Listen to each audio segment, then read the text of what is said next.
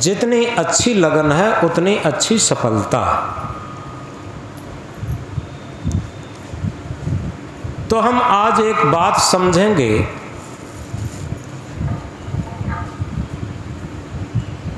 जो हमने आज बोर्ड पर विचार में भी लिखा है, बहुत सुंदर है। हम चिंता मुक्त, टेंशन मुक्त और दुख मुक्त जीवन जीना चाहते हैं। उसके लिए क्या उपाय है?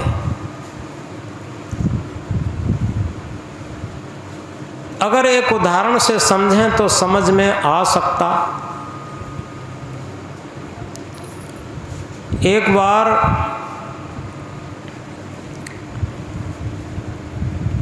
अकबर सम्राट ने ये सोचा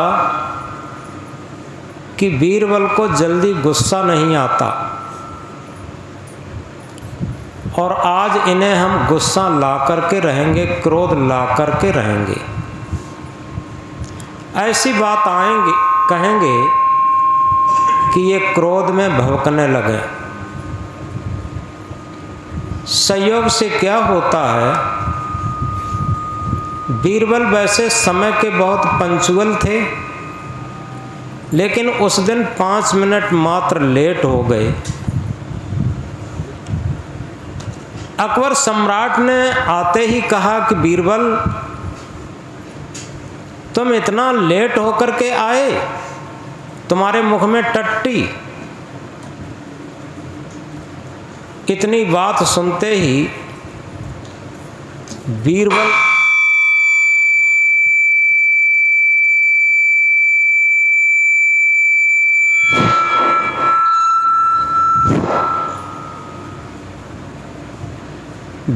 मुस्कुराए, थोड़ा गहराई से समझे। बीरबल मुस्कुराए और मुस्कुरा करके कहा, सरकार के मुंह में घी शक्कर। ये कोई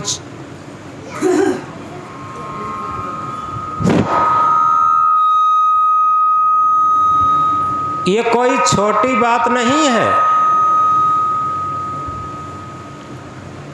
प्रतिकूल शब्द, प्रतिकूल बात, प्रतिकूल व्यवहार सुनकर के जब हमारे अंदर स्थिरता बनी रहे, गंभीरता बनी रहे, शांति बनी रहे, ये बहुत ऊंची बात होती। तो बीरबल ने क्या कहा कि सरकार के मुंह में घी शक्कर। अब अंदर अंदर अकबर सम्राट टूटने लगा, कचोटन होने लगी और उसमें टूटते हुए अंदर से कहा कि बीरबल, हमने इतनी खराब बात कह दी और फिर भी आपको क्रोध नहीं आया, और ये सब बातें हमने क्रोध के लिए कही थी और फिर भी आपको क्रोध नहीं आया।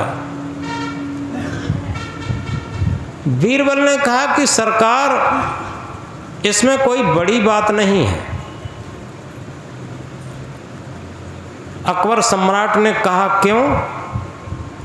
अरे क्यों क्या, जिसके मुंह में था वही तो निकलेगा। जिसके मुंह में अंदर जो था वही तो निकलेगा। अब एकदम अकबर सम्राट अंदर से बहुत दुखी भी हुए और चिढ़ भी गए। कबीर साहब ने इसे अपने महामंत्र में कहा, जो रहे करवा सो निकरे टोंटी। करवा जानते हैं कि मिट्टी का पात्र होता है, उसमें एक छोटी सी नलिका लगी होती है, टोंटी। करवा में यदि दूध भरा है तो उसमें से दूध निकलेगा, अगर उसमें शराब भरी है तो उसमें से शराब निकलेगी। करवा में जो होगा वही तो निकलेगा। और वही बात बीरबल ने कहा, सरकार इसमें क्रोध करने की बात क्या थी? जो मुंह में होगा वही तो निकलेगा, जो अंदर होगा वही तो निकलेगा। आपके मुंह में आपने कहा कि तुम्हारे मुंह में टट्टी, तो आपके विचार ऐसे थे, वही तो निकले गंदे। और हमने कहा कि आपके मुंह में घी शक्कर, तो हमारे अंतःकरण में सद्भावना थी, अच्छी भावना थी। ये आध्यात्म की बहुत ऊंची, जो हमें हर परिस्थिति में सुख शांति की तरफ ले जाने वाली बात है। एक और ऐसी घटना, और इसके बाद मुख्य प्रकरण पर चलेंगे। एक बार ऐसा हुआ, अकबर सम्राट ने बीरबल से कहा कि बीरबल, तुम इतने हाजिर जवाब हो और तुमने अपने पिता को कभी नहीं दिखाया। अरे पिता के भी दर्शन कराओ, क्योंकि पुत्र में पिता की झलक जरूर होती है। जब पुत्र इतना होशियार है तो पिता तो और भी होशियार होंगे। एक दिन पिता को जरूर दिखाओ। तो बीरबल ने कहा, ठीक है सरकार, पिताजी को बुला के लाएंगे। बीरबल ने अपने पिताजी से कहा कि पिताजी, अकबर सम्राट के दरबार में चलना है। पिता घबराए, बड़े सीधे सरल स्वभाव के थे कि अकबर सम्राट के दरबार में हम जाकर के क्या करेंगे, क्या कहेंगे, हम नहीं जाएंगे। बीरबल ने कहा, देखो अकबर सम्राट कुछ भी कहता रहे, आपको केवल मौन रहना है, घबराने की कोई ज़रूरत नहीं। हम वहाँ हैं, फिर घबराने की क्या ज़रूरत। आप कुछ भी नहीं बोलेंगे, बस बात एक ही है, वो कुछ भी कहता रहे, लेकिन आपको कुछ भी नहीं कहना है। चलो, लड़के के बहुत कहने से बीरबल के पिता ने बात मान ली और मान करके अगले दिन दरबार में उपस्थित हुए। बड़ी इज्जत के साथ बिठाए गए। अकबर सम्राट ने कई बातें पूछी कि तुमने अपने बेटा बीरबल को कौन से विद्यालय में पढ़ाया और कौन से अध्यापक से पढ़ाया, और कई परिवार संबंधी बातें पूछी। लेकिन बीरबल के पिता बिल्कुल मौन रहे। बाद में अकबर सम्राट ने कहा कि आज क्या भोजन करके आए? हम चाहते हैं यहाँ पर कोई आप अपनी मनपसंदी का भोजन करें। कौन सा आपके मनपसंदी भोजन है? ये बातें कहीं, लेकिन बीरबल बिल्कुल शांत रहे। अब अकबर सम्राट अंदर से खिसिया गया। राजा है, सम्राट है, कि ये कोई बात ही नहीं करते। बहुत खिसियाया, क्रोधित होकर के बीरबल को बुलाया। बीरबल इधर आओ। बीरबल आए कि हाँ सरकार, एक बात बताओ, जब किसी मूर्ख से पाला पड़ जाए तो क्या करना चाहिए? ये कहा कि जब किसी मूर्ख से पाला पड़ जाए तो क्या करना चाहिए? तो बीरबल ने कहा, सरकार वही करना चाहिए जो मेरे पिताजी ने किया। वही करना चाहिए जो मेरे पिताजी ने किया। अब ये बात, ये जवाब अकबर सम्राट के लिए बहुत उल्टा पड़ गया, क्योंकि पिता उनके मौन रहे, और ये बिल्कुल सत्य है। कबीर साहब ने भी कहा, मूर्ख का मुख बिंब है, निकसत बचन भुवंग। यानी मूर्ख का ताकि औषध मौन है, यानी मूर्ख का मुख वो बिल है जिसमें से वचन रूपी सांप निकलता है, और उसकी औषध केवल मौन है। और वही बीरबल ने कहा कि अगर किसी मूर्ख से पल्ला पड़ जाए तो वही करना चाहिए जो मेरे पिता ने किया। यानी अकबर मूर्ख हो गया। तो इस तरीके से हम इस बात को समझेंगे, मौन की भाषा। और सबसे बड़ी बात भौतिक क्षेत्र में होता है एक्शन टू रिएक्शन, क्रिया की प्रतिक्रिया। जैसे लहसुन खाओ दुर्गंधी की डकार, आम संतरा खाओ तो सुगंधी की डकार। लेकिन आध्यात्म क्षेत्र में होता है एक्शन टू नो रिएक्शन, क्रिया की प्रतिक्रिया न होना, ये आध्यात्म क्षेत्र है। और इसीलिए कबीर साहब ने कहा, जो तवकू कांटा बोए ताए बोए तू फूल, तवकू फूल के फूल हैं वाकों है त्रिशूल। यथार्थ में विज्ञान आध्यात्म विज्ञान से छोटी चीज़ है। विज्ञान में केवल भौतिक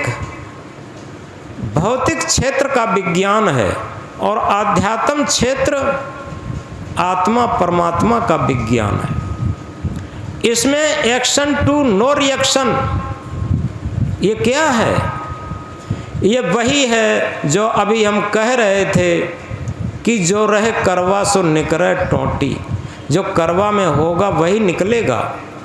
इसी तरीके से अगर हमारे अंदर धर्म है, भक्ति है, आध्यात्मिकता है, तो निश्चित है हमारे अंदर से धर्म, भक्ति और आध्यात्मिकता ही निकलेगी। और अगर हमारे अंदर राक्षसपना है, शैतानपना है, स्वार्थपरता है, राग द्वेष छल कपट बेईमानी धूर्ताई ठगाई है, तो वही तो निकलेगी। इसलिए सबसे बड़ी बात यह है, इस कारण कार्य की व्यवस्था को समझें। कबीर साहब ने जिसे अपनी भाषा में कहा है, कबीर कमाई आपनी निष्फल कभू न जाए, बोया पेड़ बबूल का आम कहाँ ते खाए। ये कारण कार्य की एक अटूट व्यवस्था है। ये तो बात समझ में आती है कि अगर हमने खेत में बबूल का बीज बो दिया है तो बबूल का बीज अंकुरित होकर के उसमें कांटे ही तो लगेंगे, और आशा करते हैं कि मीठे मीठे हमें टपका खाने को मिलेंगे, तो कैसे मिलेंगे? तो इसलिए इस बात को बहुत गहराई से समझें। हम अपने अंतःकरण रूपी खेत में कौन सा बीज बोते हैं। जिस तरीके से खेत में बोया हुआ बीज ही तो हमें मिलेगा, इसी तरीके से हमारे अंतःकरण में चित्त मन बुद्धि, ये अंतःकरण है। चित्त मन बुद्धि अहंकार, चतुष्टय अंतःकरण, और ये चार विभाग इसको एक ही कह देते हैं मन। यथार्थ में हम अपने मन में कैसे कैसे संस्कार बोए हैं, ये हमारे जीवन की सफलता और असफलता है। हमारा मन यथार्थ में यदि पवित्रता के साथ चल रहा है, भजन भक्ति के साथ चल रहा है, परहित के साथ चल रहा है, जैसे रामायण में भी कहा है, परहित सरिस धर्म नहीं भाई, पर पीड़ा सम नहीं अदमाई। परहित के समान दुनिया में कोई धर्म नहीं, पर पीड़ा के समान दुनिया में कोई अधर्म नहीं। हम पूरे जीवन दूसरे को पीड़ा देते रहते, कष्ट देते रहते, छल कपट से उसे दुख देते रहते। लेकिन विचार करें कि जो हम दूसरे की तरफ, जिस भावना से दूसरे की तरफ कष्ट देने की कोशिश करते हैं, उसकी घटी होने की सोच रहे हैं, उसके प्रति छल छदम करते हैं, वो सारे संस्कार हमें भोगने को मिलेंगे। एक भी संस्कार से हम बच नहीं सकते। यही तो आध्यात्म विज्ञान है कि हम जो चाहते हैं वो नहीं होता, जो नहीं चाहते वो हो जाता। और इसीलिए सदगुरु कबीर साहब ने कहा, चाहत सुख दुख संगन छाड़ा, भमर जाल बिच आसन माढ़ा। चाहते तो सभी सुख हैं, ऐसा कोई नहीं है चींटी से हाथी तक जो सुख न चाहते हो, लेकिन दुख का साथ भी नहीं छोड़ते। जब दुख का साथ नहीं छोड़ेंगे तो निश्चित है हमें सुख कैसे मिलेगा, यह असंभव है। तो इसलिए इस बात को हम गहराई से समझें, क्योंकि ये बात बहुत बाद में समझ में आती। पहले तो हम जो नकली चीज़ें हैं, नकली और असली चीज़ को ही नहीं समझते, क्योंकि नकली हीरा अधिक चमकता है और असली हीरा कम चमकता है। जो उसके पारखी नहीं है उसे अगर दे दिया जाए नकली हीरा और असली हीरा, तो नकली को वो असली समझेगा। एक ऐसे ही सत्य घटना है। क्या है? एक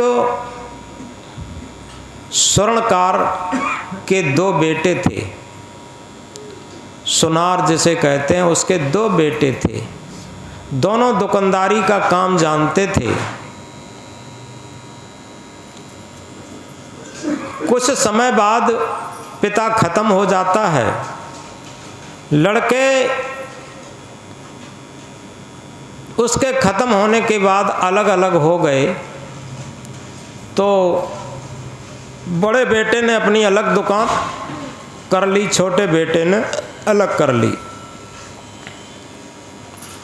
कुछ समय बाद क्या होता है, छोटा बेटा दुर्व्यसन प्रयोग करता था। दुर्व्यसन के अधिक दुर्व्यसन प्रयोग से उसे कैंसर हुआ और वो खत्म हो गया। खत्म होने के बाद क्या होता है, उसके घर पर उसके मायके वालों का अधिकार जैसा रहने लगा। खूब खर्चा बर्चा कराने लगे, दुकान कम चली। और उसका एक छोटा लड़का भी था।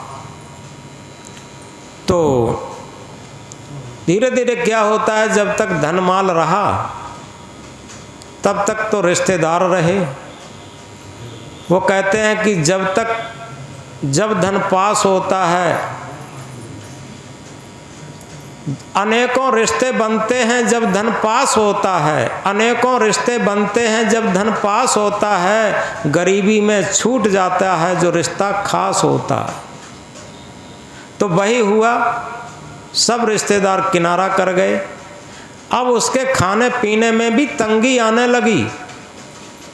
तो छोटे भाई की पत्नी, उसकी दुकान भी सब ठप हो गई। अब क्या है, एक दिन एक हीरा निकाल के उसने बक्से से दिया अपने बेटे को, जो करीब 12-13 साल का था। उस 12-13 साल के बेटे को हीरा निकाल करके बक्से में से दिया और ये कहा, जाओ बेटा, अपने ताऊ जी के दुकान पर ये बेच देना। इससे जो पैसा आएंगे उससे अपनी कुछ दिन के लिए रोटी पानी खर्चा पानी चलेगा।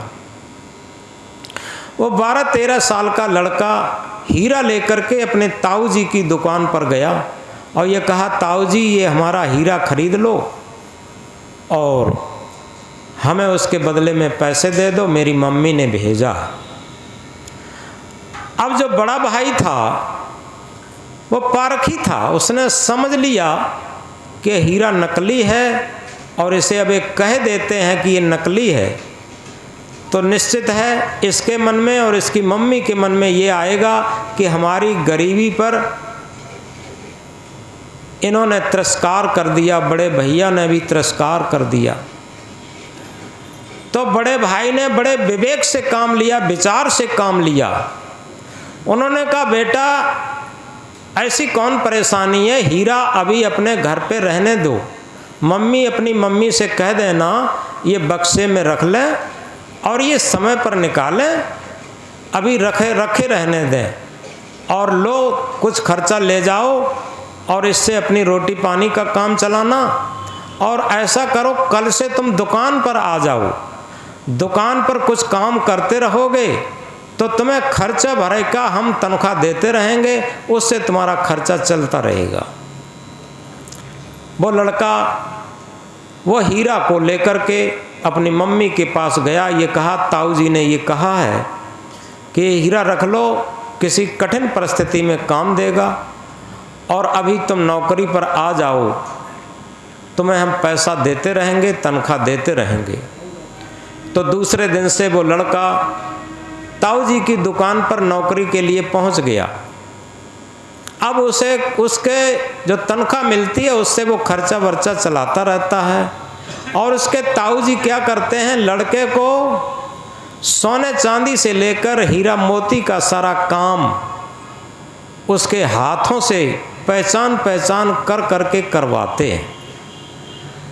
1 महीना तक जब ढंग से उसने काम किया, और 1 महीना में जब नकली हीरा और असली हीरा की पहचान हो गई, उसे पक्के तरीके से ट्रेंड हो गया, तो एक दिन उसके ताऊ ने ये कहा कि बेटा चलो अब ऐसा है, हम सोचते हैं कि अब तुम अपना हीरा ले आना, तो क्या होगा कि उस हीरा को बेच करके काफ़ी पैसा हो जाएगा, उस पैसे से तुम्हें एक छोटी सी दुकान रखवा देंगे, तुम्हारी भी दुकान चलने लगेगी। ये कहा।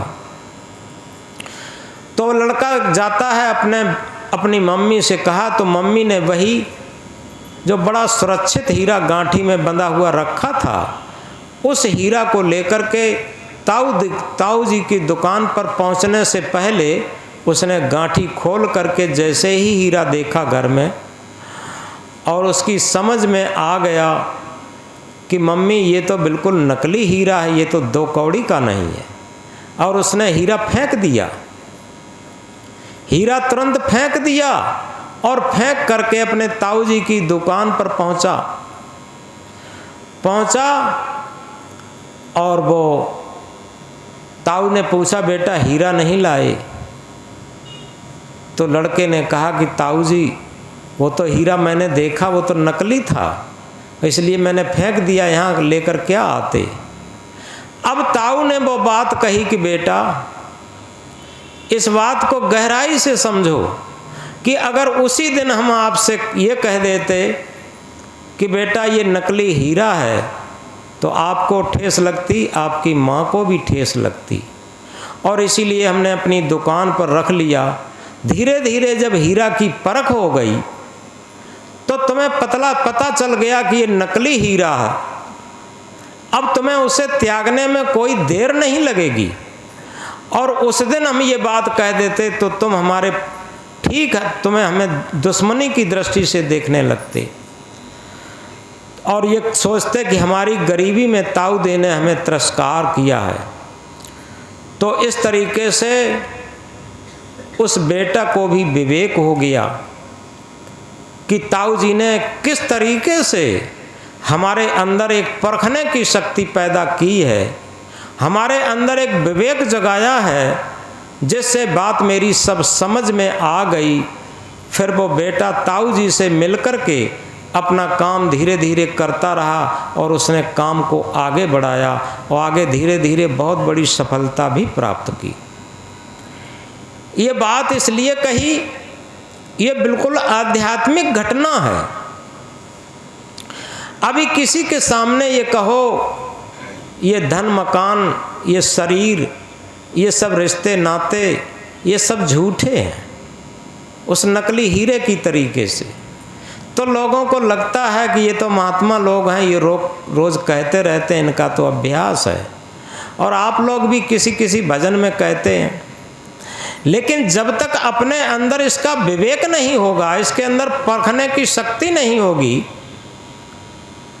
तब तक आप निगलेक्ट नहीं कर सकते। जैसे उस लड़के ने निगलेक्ट कर दिया था, उसे फेंक दिया था, ऐसे ही जब हमारे अंदर विवेक जगता है तो निश्चित है हमें ये संसार और सांसारिक ये दुर्व्यसन और वासनाएं ये सब नकली मालूम पड़ने लगती। असली क्या होता, आत्मा के तल पर जीवन जिया हुआ। तभी कहते हैं एक एक श्वास हीरा मोती जो लुटाने के काबिल नहीं है। आखिर विचार करके देखें, जो हीरा मोती से भी मूल्यवान श्वासें हैं वो हमने जीवन में कहाँ पर लुटाई हैं, कहाँ पर खोई हैं? इसी सांसारिकता में तो खो दी हैं।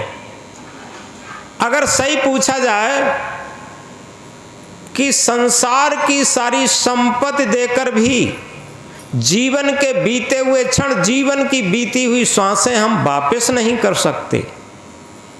कितनी बड़ी संपत्ति हम दे दें और ये सोचें कि हमारे जीवन के जो बीते हुए क्षण हैं, जीवन की बीती हुई श्वासें हैं, हम वापस कर लें, ये वापस नहीं होगी। इतना बहुमूल्य हमारी श्वासें हैं, लेकिन एक श्वासों को हम कहाँ खर्च कर रहे? राग में, द्वेष में, छल में, कपट में, झूठ में, फरेब में, इन्हीं में तो सब खर्च कर रहे। अगर इस बात को समझ में आ जाए कि हमारे अंदर एक ऐसा हीरा है, बहुमूल्य हीरा है, कोहनूर हीरा बताते हैं बहुत कीमती होता, लेकिन जो आत्मा रूपी हीरा है ये एक ऐसा हीरा है, विश्व की सारी संपत्ति देकर भी इससे भी बड़ा है हीरा है। लेकिन अगर विचार करके देखो, इसी हीरा की हम कीमत नहीं मानते। जीवन में सबकी कीमत है। देखो, बचपन में खेल खिलौनों की कीमत है। बिना खेल खिलौनों से काम नहीं चलता। जवानी में धन दौलत पद प्रतिष्ठा और जो मन इंद्रियों की गुलामी वासनाएं, इनकी बहुत कीमत है और इन्हीं में ये जवानी सब चली जाती। और कहना चाहिए पूरा जीवन चला जाता, जन्म से लेकर मृत्यु काल तक। आखिर हम जागृत होकर सोचें, जिस आत्मा रूपी हीरा, जिस सत्य रूपी हीरा पर यह हमारा जीवन चलता है, उस सत्य रूपी हीरा के लिए हमने जीवन में क्या किया? हम सत्संग बहुत करते हैं, भजन बहुत गाते हैं, प्रवचन बहुत करते हैं, ज्ञान की ऊंची नीचे बात बहुत करते हैं, लेकिन विचार करके देखा, एकांत में बैठ करके देखा कि आखिर हम इन श्वासों का सदुपयोग कैसे करें? इन चीजों को समझना चाहिए। आखिर ये व्यर्थ में खो देते। अगर एक उदाहरण से समझें तो सही समझ में आ जाएगा। एक व्यक्ति समुद्र के किनारे अपनी झोपड़ी बना करके पति पत्नी रहते थे। समुद्र के किनारे पति पत्नी झोपड़ी बना करके रहते थे। एक दिन क्या होता है, वो व्यक्ति सुबह 3 बजे उठ करके और जाकर के समुद्र के किनारे बैठ गया। अंधेरा था काफी, और ऐसी जगह पर बैठा जो आगे देखा तो कुछ पत्थर के टुकड़े गोल मोल उसके आगे रखे थे। वो अपने मन का चिंतन करते करते कभी कभी उठाता एक पत्थर गोल गोल और उसे समुद्र में फेंक देता। ये खेल करता रहा। तब तक धीरे धीरे प्रभात की बेला हुई, और प्रभात की बेला जैसे हुई तब तक उसके हाथ में एक रह गया था, एक पत्थर। वो बहुत चमकीला था, अंधेरे में उसे दिखाई नहीं दिया कि क्या है ये। बहुत चमकीला पत्थर था। चमकीला पत्थर जब उसके हाथ में आया, उसने सोचा ये तो बहुत कीमती महसूस होता। उस पत्थर को लेकर के वो सुबह सुबह अपने घर पे गया और उसने पत्नी को दिखाया कि ये देखो, ये पत्थर तो अजीब लगता है, ऐसा आज तक पत्थर नहीं देखा। ये तो बहुत चमकता है।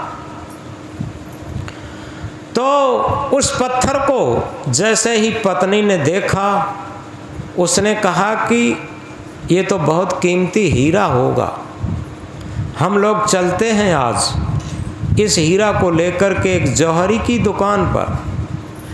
वो लोग उस हीरा को लेकर के एक जौहरी की दुकान पर पहुँचे। जब जौहरी की दुकान पर पहुँचे, ये कहा कि देखो ये हमारा हीरा है और आप कितनी कीमत में लेंगे?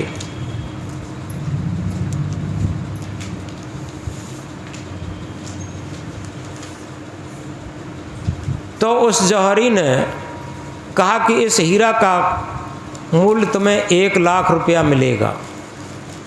1 लाख रुपया दोनों लेकर के बड़ी खुशी खुशी से घर आए और घर आकर के उन्होंने क्या काम किया, एक छोटी सी दुकान रख ली और दुकान रख कर के वो अपना बिजनेस शुरू कर दिए, व्यापार शुरू कर दिए। अब उनका धीरे धीरे मढ़ैया की जगह पर भी अच्छा मकान बन गया, सारे कामकाज सही हो गए। लेकिन वो व्यक्ति था, जब काम से निवृत्त होकर के एकांत में बैठता तो अपने माथे पर हाथ रख लेता और टेंशन में हो जाता। तो पत्नी ने पूछा, एक बात बताओ, पहले हम लोग झोपड़ी में गुजर करते थे, कभी रोटी मिल जाती थी कभी नहीं मिलती थी, और तब सुखी रहते थे। और आज जब तुम्हारा इतना धन बढ़ गया, मकान बन गया, सारी चीज़ें उपस्थित हो गई, किसी बात की कमी नहीं रही, और आज जब हम देखते हैं काम से जब खाली होते हो तो सर पे हाथ रख करके और टेंशन में बैठ जाते हो, नींद नहीं आती, तुम्हें भूख नहीं लगती, इसका कारण क्या है?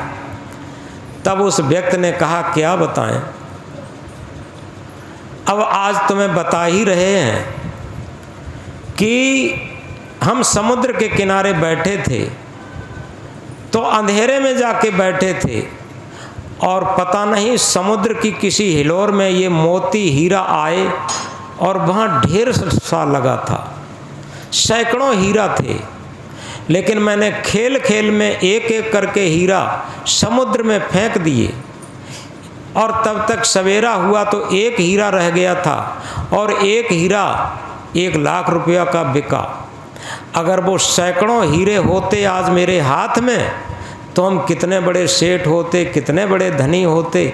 वही बात हमें बार बार याद आ जाती है जब भी हम अकेले में बैठते हैं, तो उन खोए हुए हीरों को जो हमने व्यर्थ खो दिए, व्यर्थ समुद्र में डाल दिए, उन्हीं की चिंता में टेंशन में हो जाते हैं और दुखी हो जाते, नींद भी नहीं आती, भूख भी नहीं लगती। पत्नी ने क्या समझाया? पत्नी ने कहा कि तुम क्या कहूँ, पागल हो। उसने कहा, क्यों? अरे जो बीत गया वो बीत गया, जो चला गया वो चला गया, और उसके चिंता में वर्तमान को क्यों खो रहे?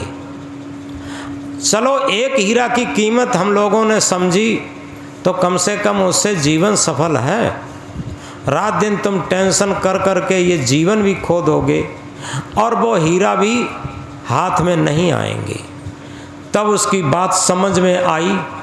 जब पत्नी ने झकझोरा, बात समझ में आई, और उसी दिन से उन बीते हुए क्षणों को, बीते हुए जीवन को और जो खोए हुए हीरों की याद उसने छोड़ दी, और वो सुखी जीवन हो गया, शांत जीवन हो गया। तो इसी तरीके से ये तो लगता होगा कि वो तो बहुत पागल था, समुद्र के किनारे बैठ करके खेल खेल में उसने बहुत कीमती हजारों हीरा उसने समुद्र में फेंक दिए। लेकिन ये कहानी उस पर नहीं है, ये कहानी हम लोगों की है। यही सत्संग में जो हम लोग बैठे हैं उन्हीं की कहानी है। विचार करें कि एक एक श्वास हीरा मोती जो लुटाने के काबिल नहीं है, आखिर एक एक श्वास जो हीरा मोती से भी कीमती है, उन श्वासों को हमने कहाँ फेंका, कहाँ खोई? ये सब खो दी हैं। आज अगर जागृत होकर के हम इन हीरा मोती से भी कीमती श्वासों का मूल्य समझते हैं तो निश्चित है आज हमारा वर्तमान सुधर सकता। यथार्थ में संत सम्राट सदगुरु कबीर साहब ने कहा है, भूत भविष्य सब देव बहाई, वर्तमान में बरतो भाई।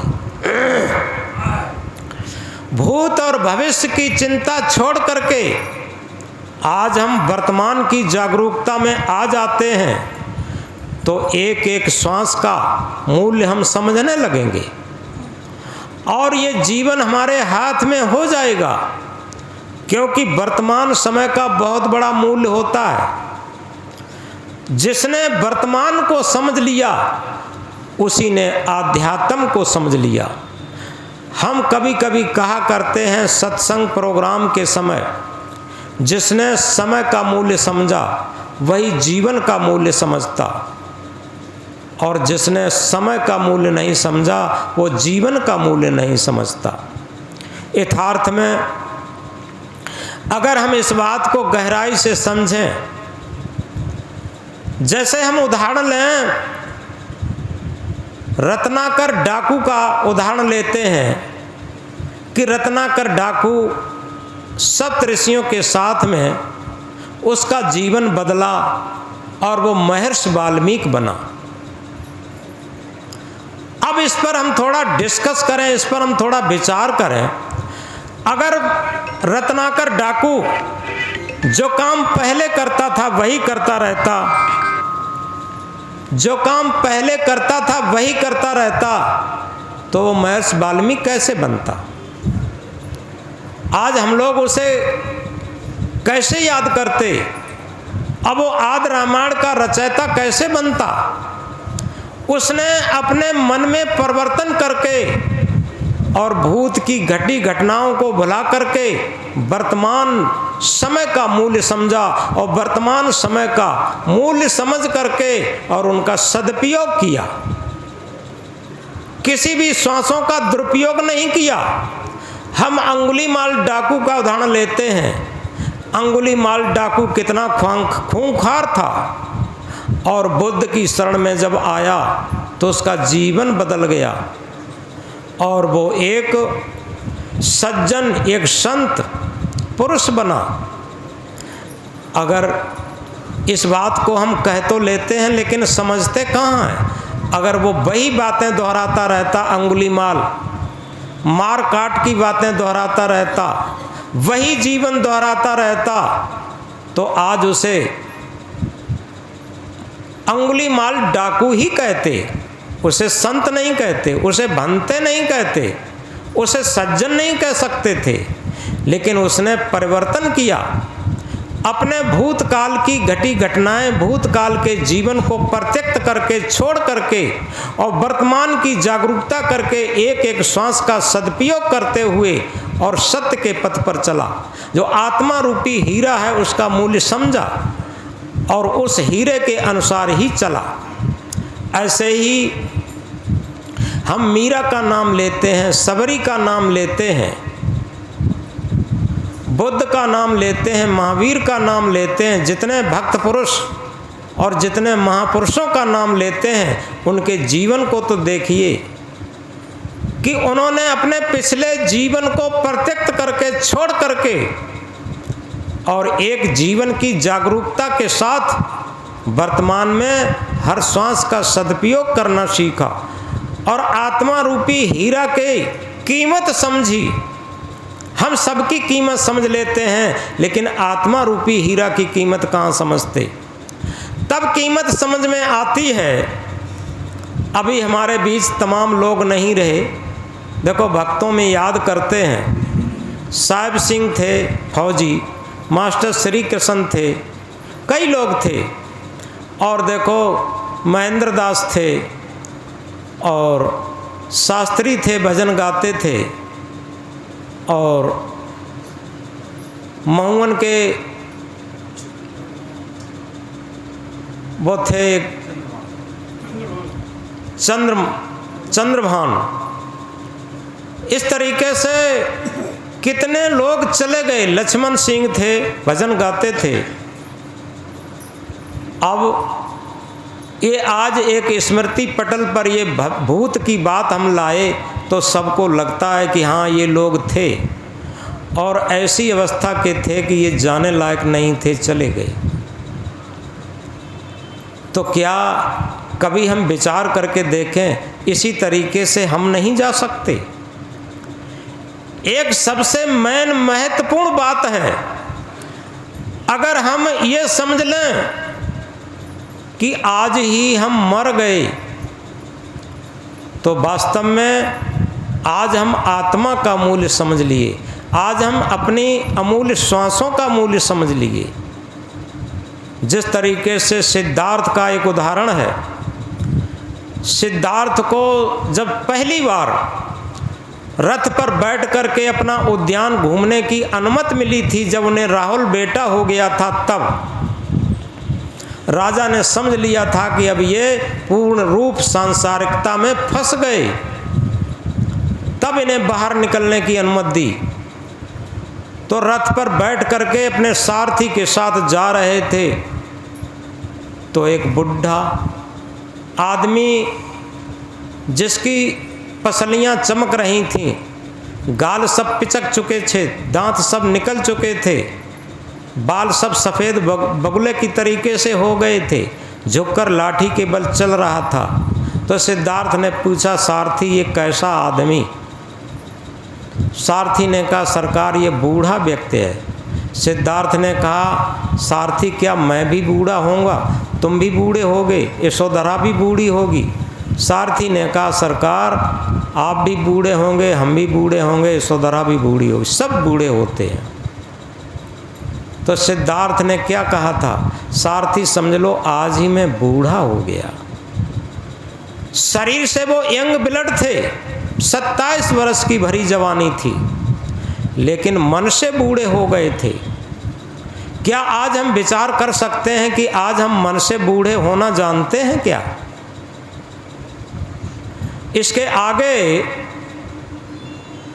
जब एक अर्थी पर सब जा रहा था, लाश जा रही थी और लोग लिए जा रहे थे, पीछे पीछे दोहरा रहे थे, राम नाम सत्य है या सत्य नाम सत्य है।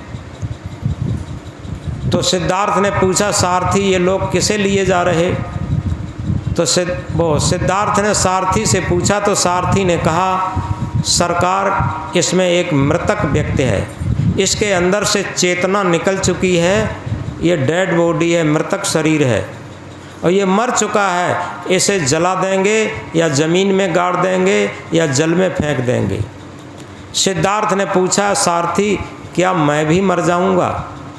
कि हाँ आप भी मर जाएंगे और हम भी मर जाएंगे, यशोधरा भी मर जाएंगे, सब मर जाएंगे, सबको मरना है। संसार में जन्म मरण का सुख दुख का यही चक्र है। सिद्धार्थ के मुख से क्या निकला था, सारथी समझ लो आज ही मैं मर गया।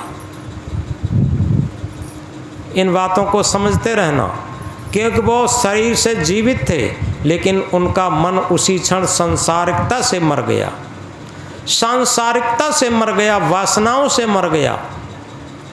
इसके बाद रथ जब उद्यान में पहुंचा तो वहाँ पेड़ों की आड़ में, पेड़ों की झुरमुट के नीचे छाया में एक संत बैठे हुए थे और अपने भजन ध्यान साधना में लगे हुए थे।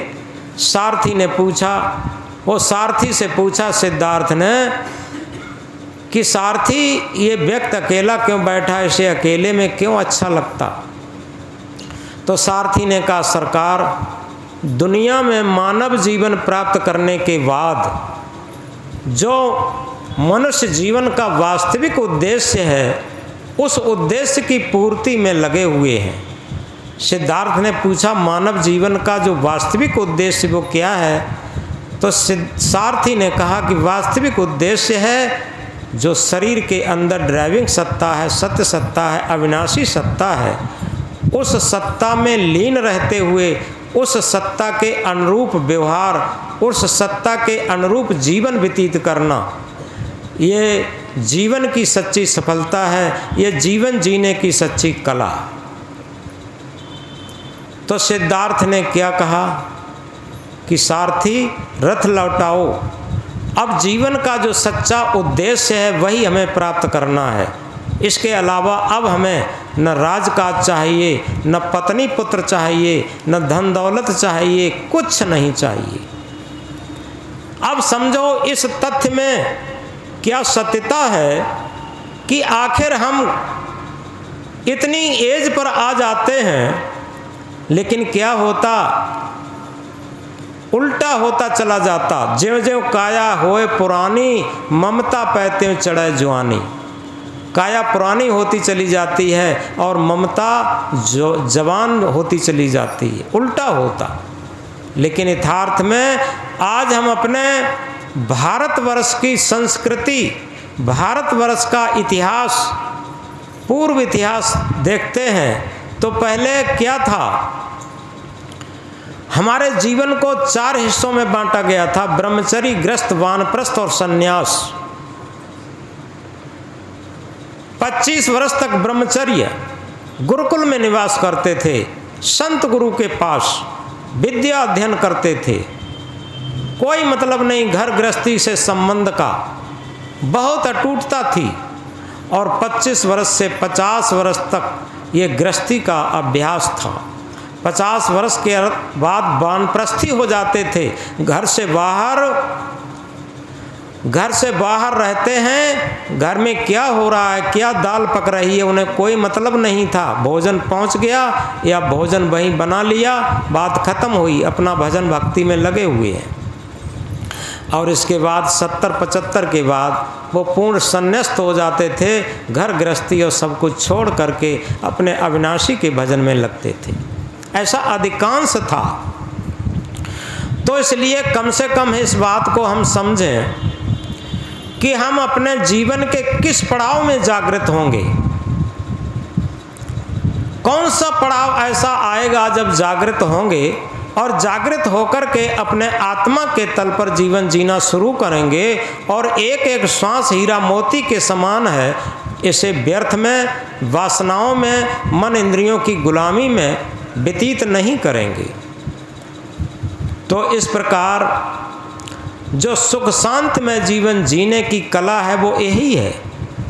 सबसे बड़ी कला है कि हम चाहे घर में रहते हों, चाहे आश्रम में रहते हों, चाहे वन में रहते हों, कहीं भी रहते हों, इस बात को गहराई से समझें कि जिसने अपने जीवन को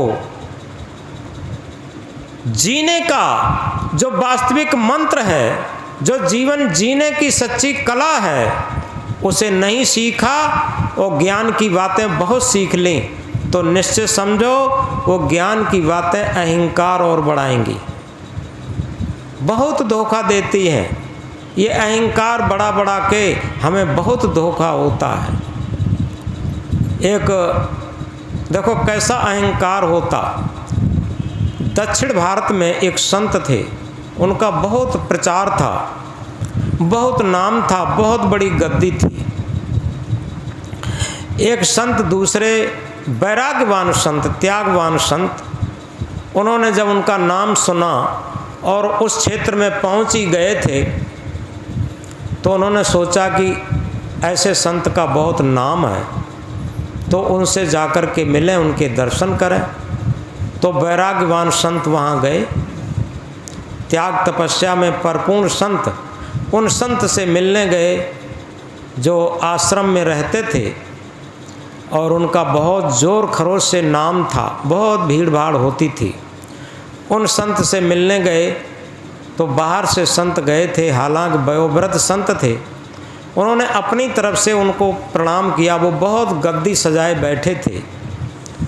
प्रणाम किया तो उन्होंने ढंग से भी प्रणाम भी नहीं लिया, इतना अहंकार में थे।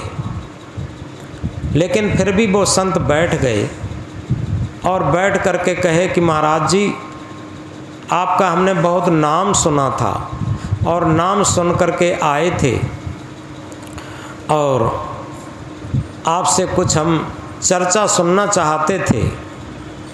अब जो आश्रमधारी संत थे, गद्दी सजाए बैठे थे, उन्होंने क्या कहा, अरे महाराज जी, क्या हम आपको कहें, हम जब घर में थे तो हमारे पास इतनी बड़ी ज़मीन थी, इतनी दुकानें थी, इतना फैक्ट्री कल कारखाना था, इतना घोड़ा गाड़ी वाहन था। सुनाते सुनाते सुनाते सुनाते और बाद में ये कहा कि सबको लात मार करके अब यहाँ चले आए, संत हो गए आकर के। तो जो वैराग्यवान संत थे उन्होंने क्या कहा, बड़े गौर से समझने की बात है। उन्होंने कहा कि महाराज जी आप बिल्कुल सही कह रहे, और आपने ज़रूर लात मारी होगी, लेकिन लात मारी होगी लेकिन लात लगी नहीं सही। अगर वो लात लग गई होती तो आज वो चीज़ें आप याद नहीं करते, आज उन चीज़ों का वर्णन नहीं करते, आज उन चीज़ों का अहंकार नहीं होता। शरीर के साथ ही सारी चीज़ें छूट जाएंगी, धन जमीन जायदाद पैसा पद प्रतिष्ठा सब छूट जाएगा। तो आखिर हम पहले जब नहीं छोड़ पाए तो अब हम कब छोड़ पाएंगे।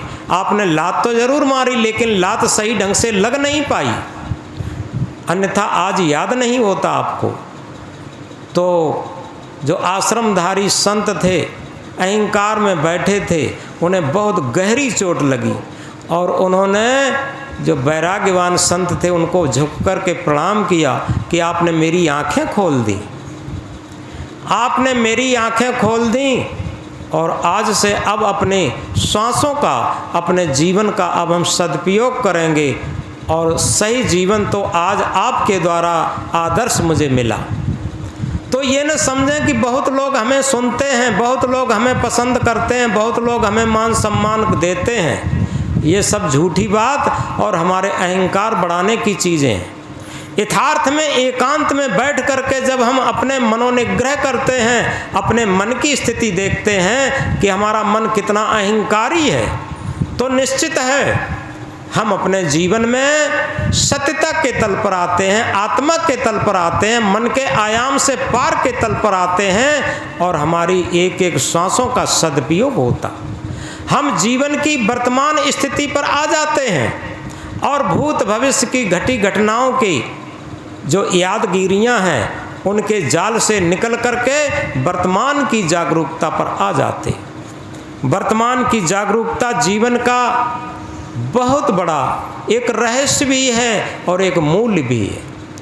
यथार्थ में वर्तमान की जागरूकता हमारे मन के पैठ को बदल देती। दक्षिण भारत की जैसलमेर की बात है, सत्य घटना है। जैसलमेर में एक बारात चढ़ रही थी और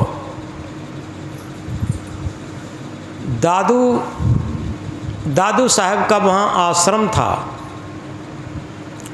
तो जिसकी बारात चढ़ रही थी, जिस लड़के की, और उसके सभी परिवार वाले गुरुमुख थे, उन्होंने कहा कि बेटा आगे गुरुजी का आश्रम पड़ेगा, वहाँ घोड़े से उतर करके उनको प्रणाम जरूर कर लेना। तो लड़का वहाँ जाता है, गुरुजी के आश्रम पर पहुँचा और गुरुजी के आश्रम पर प्रणाम करने के लिए पहुँचा जब, तो गुरु ने देखा ढंग से, उस लड़के के नाम था रज्जब। तो गुरुजी ने क्या कहा, रज्जब तू गज्जब किया, रज्जब तू गज्जब किया, सिर पर धारा मोर, आया था हर भजन को किया नरक का ठौर। ये बात इतनी सी कही। अब समझो एक बात, इतनी बात कहते ही वो घुटनों बैठ गया। वर्तमान की जागरूकता उसे मिल गई, घुटनों बैठ गया, अब नहीं उठ रहा है। तब उसके परिवार वाले आए, कई रिश्तेदार आए, सभी लोग आए और ये कहा रज्जब जल्दी उठो, और उठ कर के अब शादी ब्याह की रस्में पूरी करो, समय हो गया है, मुहूर्त निकल जाएगा। रज्जब ने क्या कहा, रज्जब ने अपना मोर उतार करके और छोटे भाई के सर पर रख दिया कि जाओ बेटा, अब मुझे नहीं जाना है, अब तो हमेशा हमेशा के लिए गुरु शरण में पहुंचना है।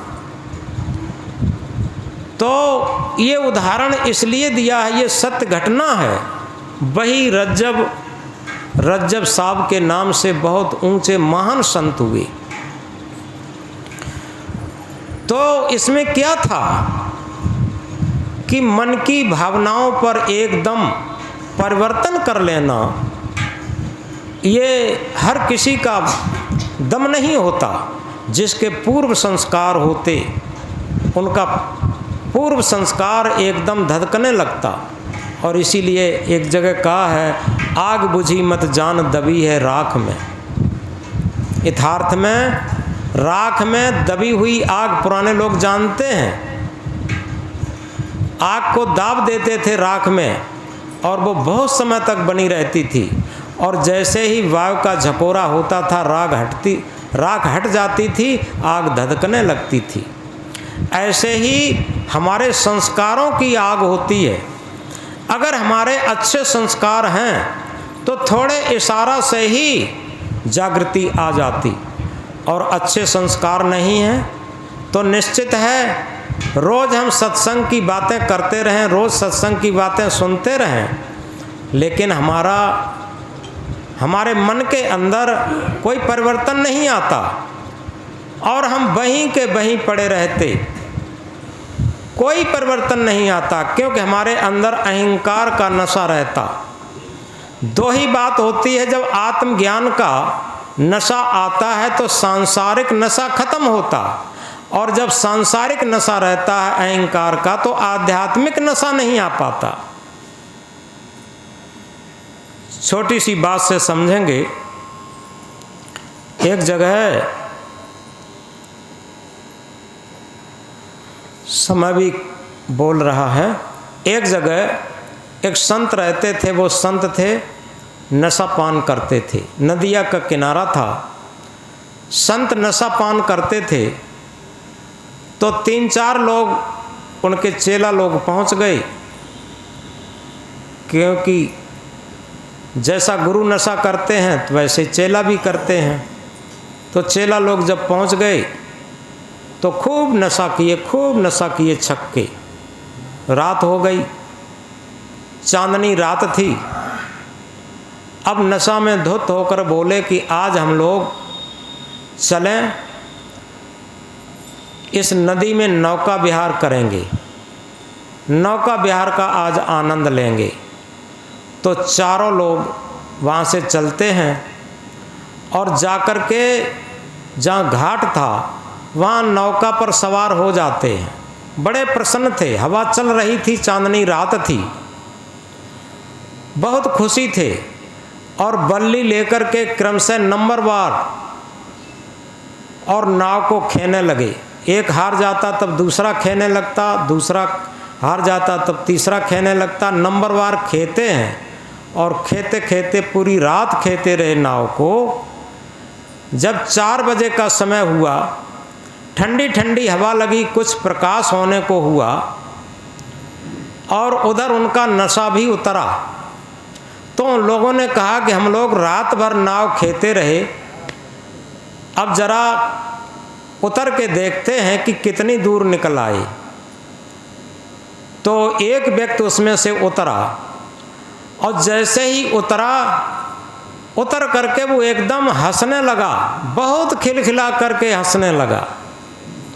जब हंसने लगा तो जो 3 लोग सवार थे उन्होंने कहा क्या हो गया, पागल हो गया, कुछ बताता नहीं, कहाँ पर आ गए। अब कुछ नहीं बताता है, केवल हंसता है। दूसरा उतरा और जैसे ही दूसरा उतरा वो भी हंसने लगा और वो भी कुछ नहीं बताता कितनी दूर यात्रा पर निकल आए।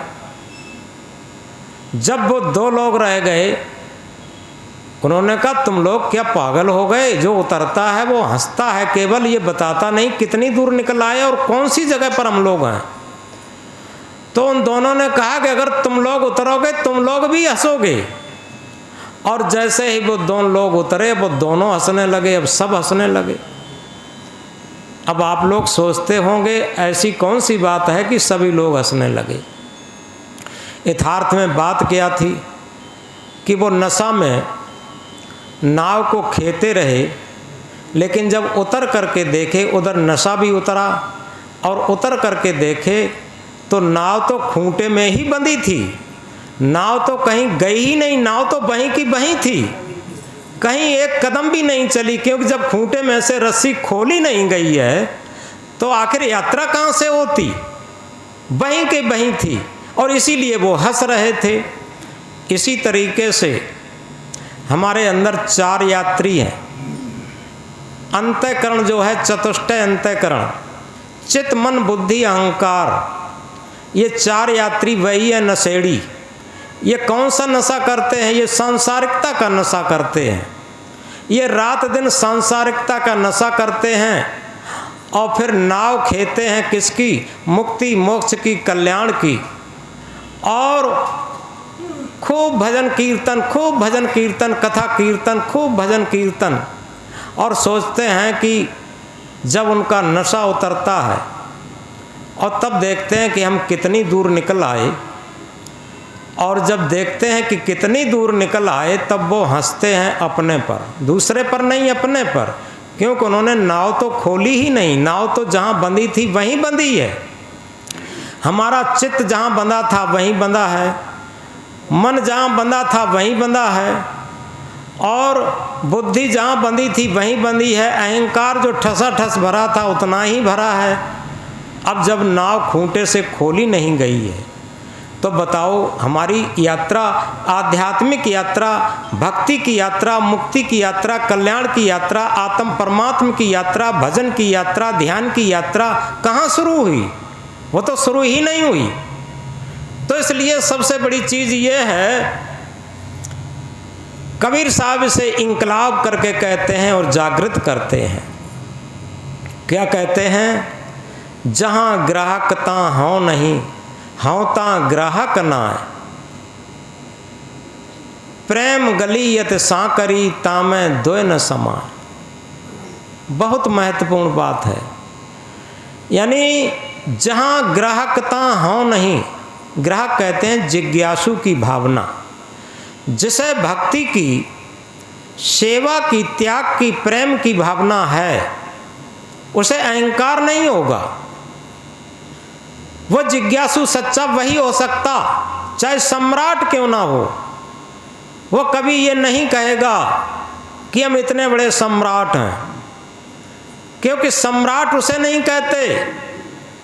कबीर साहब सुख से जीने के लिए, शांत से जीने के लिए, कल्याण की यात्रा के लिए क्या कहते हैं? चाह गई चिंता मिटी मनुआ बेपरवाह, और जिनको कछु न चाहिए सोई सहन पति सहा। अगर हम ये चाहते हैं कि सुख शांति से जीवन कटे, भक्ति भजन के द्वारा हमारा जीवन कटे, आत्म सत्य, आत्म परमात्मा की स्थिति लेते हुए हमारा जीवन कटे, तो एक ही उपाय है, दूसरा कोई है ही नहीं। कौन सा है? अहंकार को छोड़ दें। जहाँ ग्राहकता हों नहीं, हों ता ग्राहक ना है, और जहाँ अहंकार की भावना है वहाँ ग्राहक नहीं है, जिज्ञासु नहीं है। कितनी भी ज्ञान की लंबी चौड़ी बातें कह ली जाएं, कितने भी अटपटे भजन कह लिए जाएं, वहाँ जो है जिज्ञासु की भावना नहीं है, ग्राहक की भावना नहीं है, भक्त की भावना नहीं है। क्योंकि हम कबीर साहब के बहुत ऊंचे ऊंचे भजन गाना जान गए तो क्या हुआ? कबीर साहब ने तो उस पहाड़ की बहुत ऊंची आध्यात्म की ऊंचाई पर बैठ के बातें कही थी।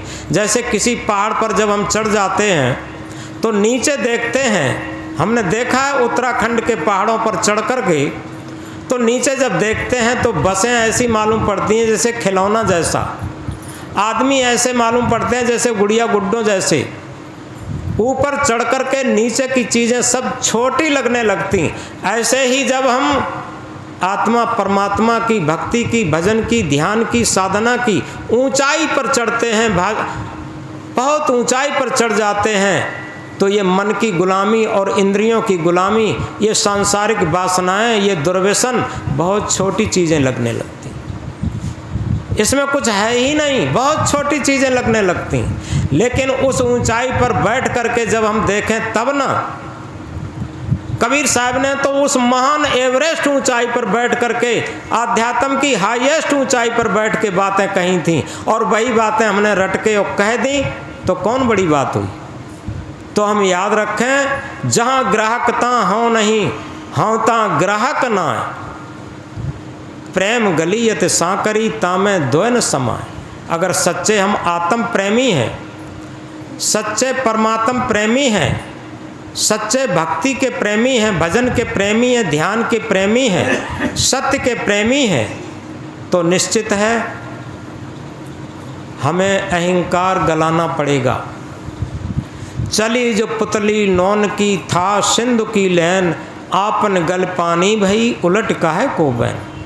नमक की डेली समुद्र की था लेने के लिए चली अहंकार में, क्योंकि नमक कहाँ से पैदा होता, समुद्र से ही तो नमक पैदा होता।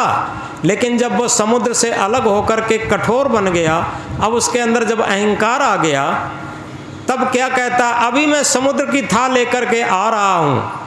नमक की डेली समुद्र की था लेने के लिए चली, लेकिन बीच में ही गल के पानी हो गई। अब उलट के कौन कहेगा कि कितना समुद्र गहरा था।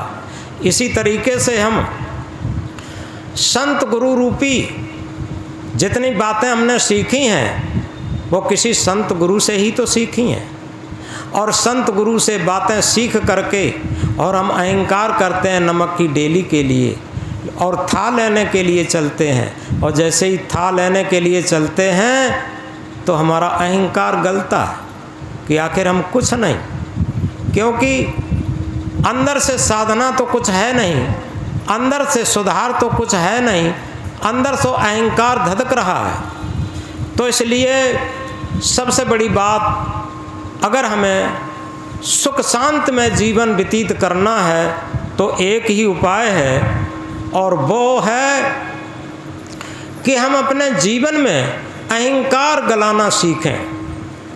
जितना अहंकार गलता जाएगा, हम सत्य के सन्निकट पहुंचते जाएंगे, हम आत्म परमात्मा के निकट पहुंचते जाएंगे। यथार्थ में हमारे जीवन में बड़ी उल्टी प्रक्रिया है।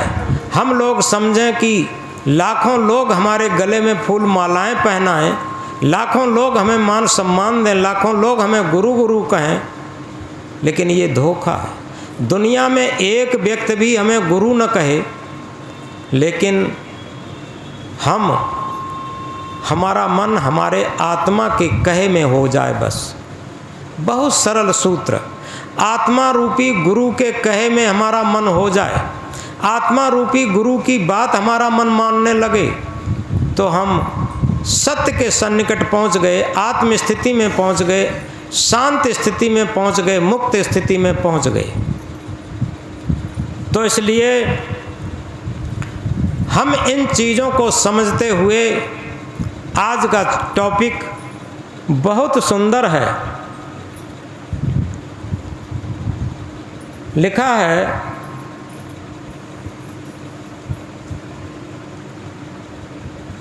कि हम अपने जीवन को एक सद्गुरु का प्रसाद माने।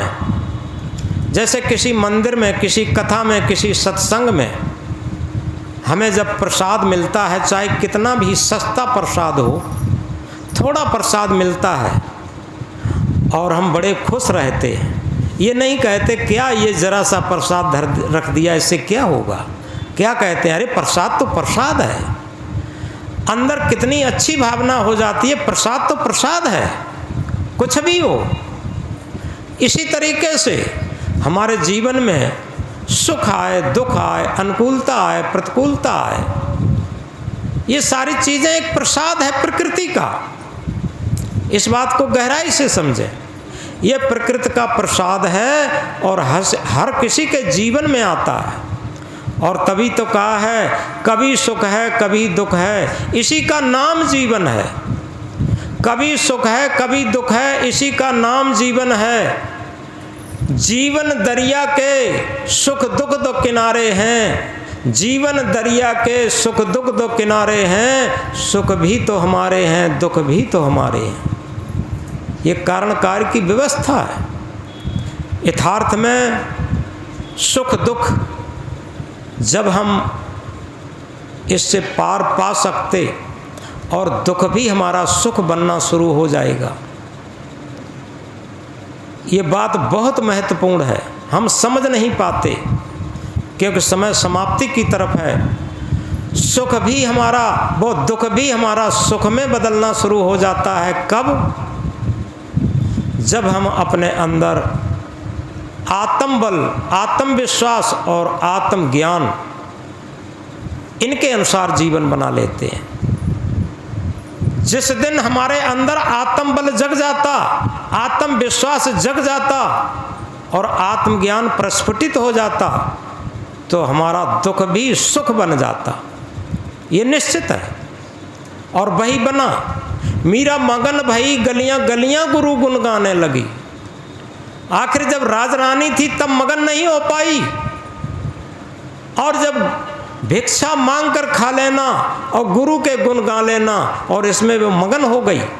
कैसे मगन हो गई? अहंकार उसका गल चुका था और उसके अंदर आत्मबल लबालब भरा था, आत्मविश्वास लबालब भरा था, गुरु के प्रति समर्पित भावना थी। वो ये नहीं देखती थी हमारे गुरु जूता टाँक रहे सड़क पर बैठे। उनके अंदर समत्व भाव उन्हें उसे दिखाई देता था। समर्पित भाव से वो अपने सदगुरु को मानती थी।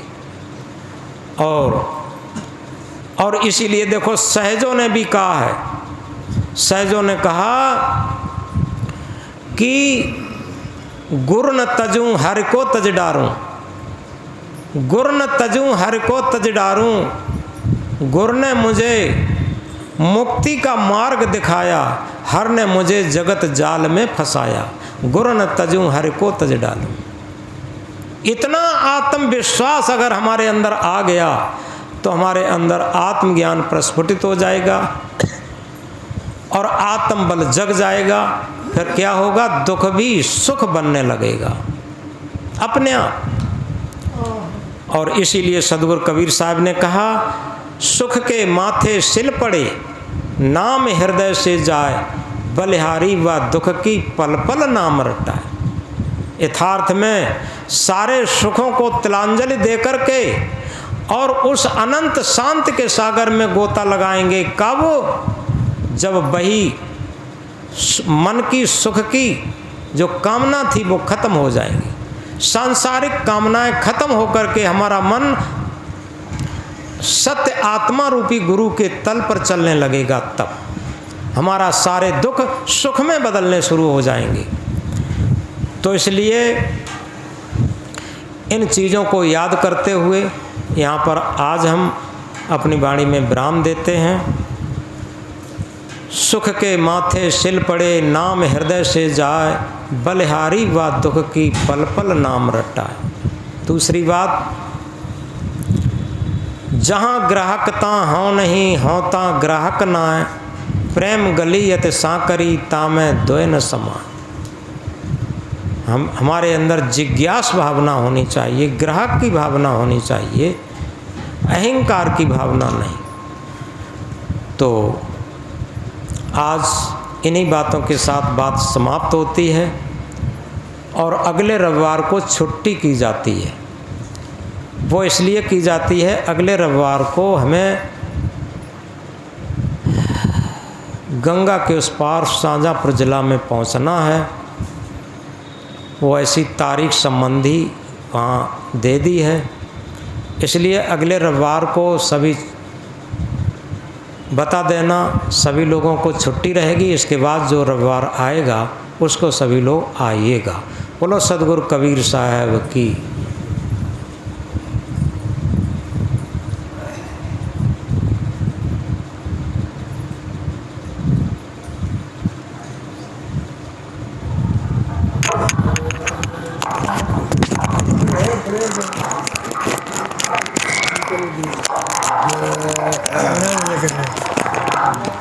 जिनका गद्दे दिखाएगा जय आज्ञा प्रिय